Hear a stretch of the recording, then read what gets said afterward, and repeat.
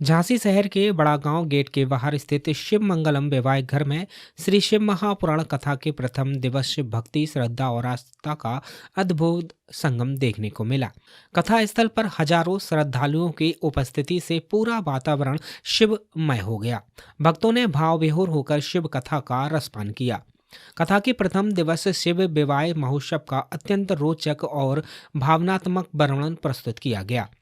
श्री शिव पार्वती एवं उनके परिवार की मनोहारी झांकियों के माध्यम से कथा को सजीव रूप से प्रस्तुत किया गया, जिसने श्रद्धालुओं को मंत्रमुग्ध कर दिया।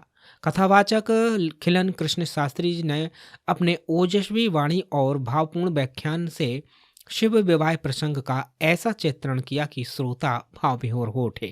कार्यक्रम में मुख्य अतिथि के रूप में समाजसेवी डॉक्टर संदीप सरावगी उपस्थित रहे। उन्होंने कहा कि शिव महापुराण की कथा मानव जीवन को सत्य, संयम और सेवा के मार्ग पर चलने की प्रेरणा देती है। कथा श्रवण से मन की शुद्धि होती है और जीवन में सकारात्मक ऊर्जा का संचार होता है। मुख्य यजमान के रूप में कल्पना तिवारी पत्नी संजीव तिवारी ने विधिवत आरती एवं पूजन संपन्न कराया।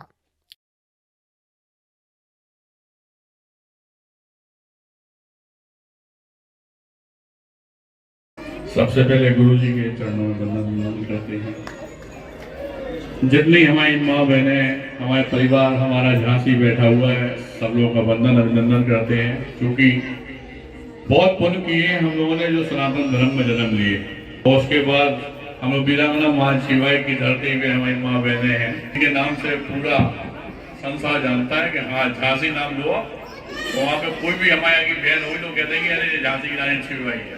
ऐसी जगह पे हम लोग हैं और भगवान का नाम ले रहे हैं, तो बहुत अच्छी बात है। यहाँ के मुख्य यजमान है, पूरी कमेटी है, जिन्होंने क्या आप लोगों को एक मोतियों की माला की तरह प्रो के जगह पे जो अवसर दिया भगवान का नाम लेने का, उन सबका वंदन अभिनंदन करते हैं। भाई साहब वगैरह का वंदन अभिनंदन करते हैं। और चूंकि भगवान का नाम है, शिव पुराण हो रही है, और एक साथ अगर भगवान का नाम ना लिया जाए तो ऐसा लगता है कि जैसे हम अधूरे हैं।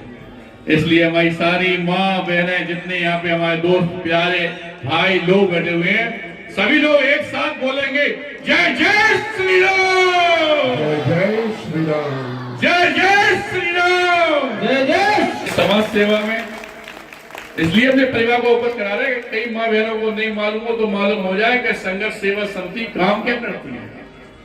तो जिन बेटियों के माँ बाप नहीं है उनकी शादी कराने का काम, जो बच्चे पढ़ाई लिखाई में अच्छे हैं वो पढ़ लिख नहीं पा रहे, उनके पढ़ाई लिखाई में हम लोग योगदान देते हैं। कोई बच्चा खेल कूद में आगे है तो हम उसका योगदान देते हैं।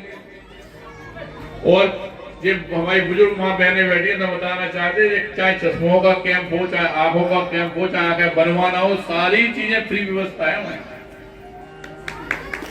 आप लोग एक बार आके संघर्ष सेवा समिति में हमारे साथ में बात करिएगा, किसी को कोई जरूरत होती है। और यहाँ की जो टीम है जिसने आज गुरु जी को बुलाया है, उस पूरी टीम से भी कहना चाहते हैं कि अगर वो चाहे तो इसी आंगन में अपन लोग एक अगला आइस कैंप लगा दें जिसमें हमारी जिसम माँ बहनें हो, किसी के घर में कोई दिक्कत हो तो वो पूरी हो जाए।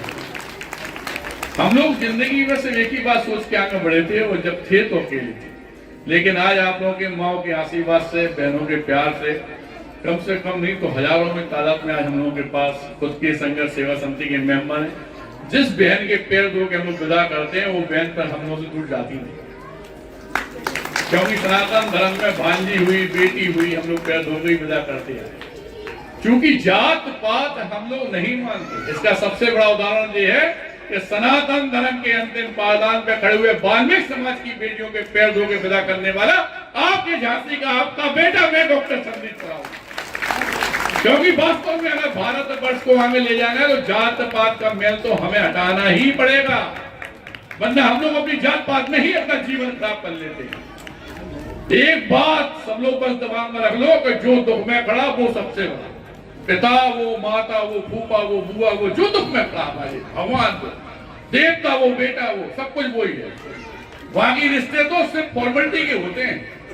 और अगर वास्तव में आप लोग इस दुख में अगर कोई आदमी खड़ा है तो आप अगर उसका साथ दे रहे हो तो इस बात का यकीन मानना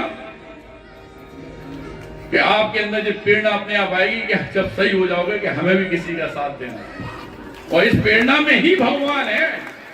भगवान एक मंदिर में नहीं मिलते, लेकिन जब हम किसी बेटी के पैर धोकर विदा करते हैं, यकीन मानो ईश्वर जगदम्बा भगवान वहीं पे विचरण करने लगते हैं।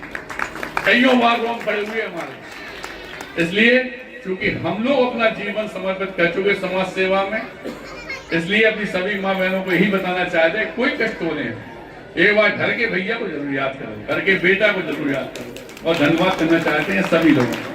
झांसी से यूडी न्यूज के लिए विनोद कुशवाहा की रिपोर्ट।